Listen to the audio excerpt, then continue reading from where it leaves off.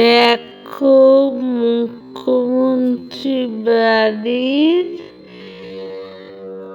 কালীপুজো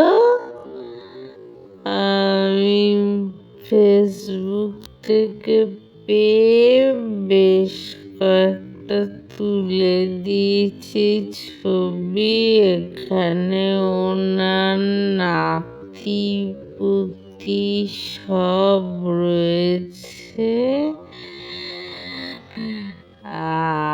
আর অভিষেক বাবুও রয়েছে, অভিষেক দাও রয়েছে।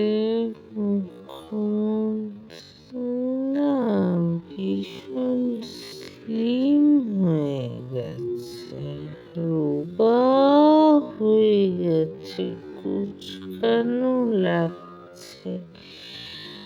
পাশেরা কারা ওনার চারপাশে?